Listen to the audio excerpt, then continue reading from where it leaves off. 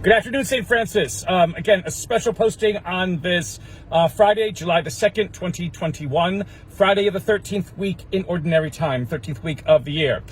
Coming to you from the inside of a car. And usually when I'm filming something on the inside of a car, Mike Watson is by my side. But as you can see, the passenger seat is empty because I have to be on my own, because I have to be on assignment, because I keep having to be on assignment, and so I am someplace else, and I will probably post from that someplace else and let you guess where that someplace else is, but didn't want today to go by without any kind of notice about the readings for today. And so in the first reading for this 13th Friday of the 13th week of the year, Sarah dies, and Abraham basically says Isaac, their son, has to find a wife, tells his servant to go find a wife for Isaac.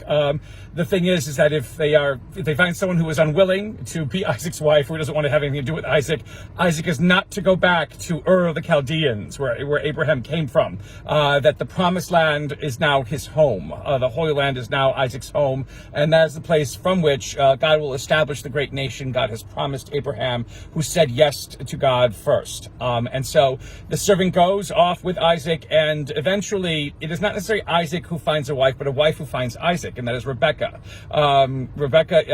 Isaac catches Rebecca's eye, and Rebecca wants to get to know more about him, and eventually Isaac also wants to get to know more about Rebecca, and they end up becoming married. And we'll see that they have two sons, Jacob and Esau, and that gets a little bit messy, so we'll get to that later on. But here the understanding is that where God has planted you, you bloom.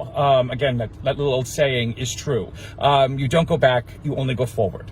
And so going forward is kind of what the gospel is. Again, Matthew's gospel now, this one is the narrative of the call of Matthew himself, the tax collector. Again, a great sinner in the eyes of the most holy, in Israel, because again, he took from his brothers and sisters the taxes needed by Rome, but then also took the extra so that he could get paid and live lavishly at the expense of his brother and sister Jews. How could Jesus choose somebody as horrible and as awful as that, to become one of his close companions? And Jesus responds with, again, that wonderful one-liner, the sick need a physician, not the well. And Jesus has come to help the sick get well. And you only get well by being with Jesus, by being a part of his life, by walking with him, by journeying with him, not by being exiled or pushed to the margins or thought of no account or whatever it is. Everyone is sick to one degree or another, but everyone can be healed. And that is what this is about, healing and not wallowing in our sickness, as so many times we seem to want to do, or so many times that we are told. So remember that. There is no going back, only going forward with God. And that healing awaits those who dare to go forward with God. And may the Lord give you his peace.